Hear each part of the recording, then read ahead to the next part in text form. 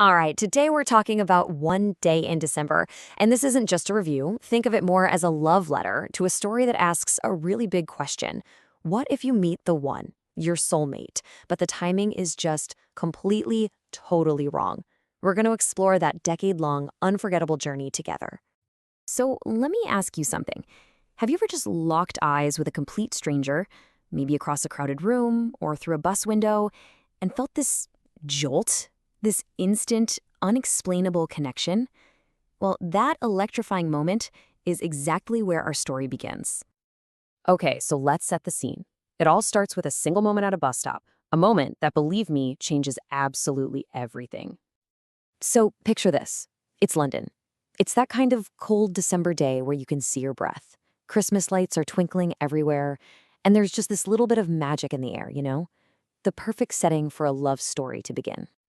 And this is where we meet Lori. She's our protagonist. And honestly, she's a bit of a dreamer, a hopeless romantic. And she has absolutely no idea that her entire world is about to be turned upside down. She's just doing what we all do, daydreaming on a bus, watching the world go by through a steamy window. But for Lori, this totally ordinary, everyday moment is about to become anything but. And then she sees him. Through the glass, for just a brief second, their eyes meet. And you can feel it. Something just shifts. It's a connection that's immediate and it's profound. This quote just perfectly captures that whirlwind of emotion. It's this crazy mix of joy and hope, but also this instant sadness as the bus pulls away. Just like that, he's gone, and she's left wondering if she'll ever see him again.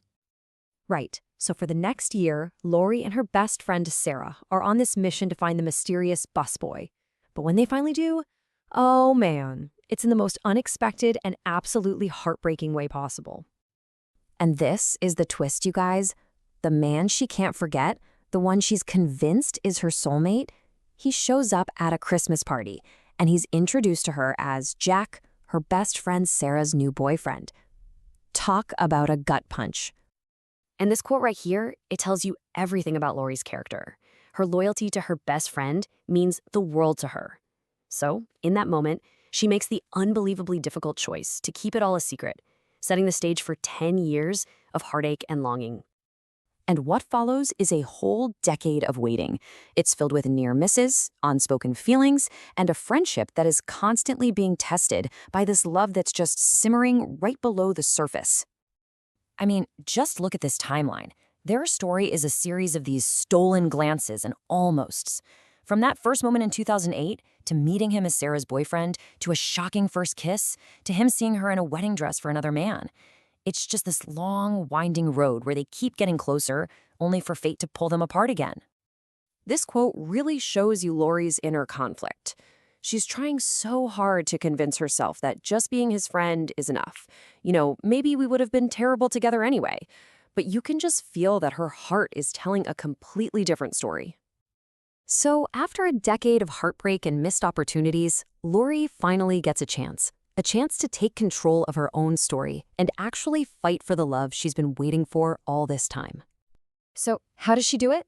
10 years later, she takes this massive leap of faith. She calls into a late-night radio show, and who's the host? Of course, it's Jack. Using a fake name, she finally tells their story to the world. Can you just imagine?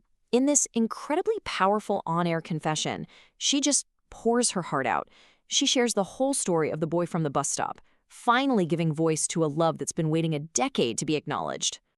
And Jack's response is everything. He simplifies their entire complicated, messy journey down to this one simple fairy tale ending. He knows it's her, and he tells her to come find him in Edinburgh.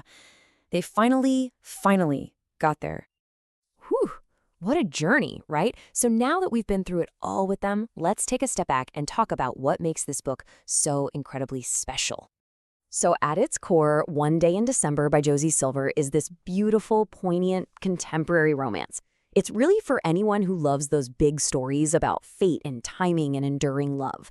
It really digs into that question of whether love is destiny or if it's about the choices we make along the way. And I think the final lesson, the thing that really sticks with you, is this. Love often finds you when you least expect it. And sometimes the longest, most complicated journeys lead to the most beautiful destinations. And look, don't just take my word for it. Author Jill Santopolo put it perfectly. Josie Silver's characters just sneak their way into your heart, and they stay there.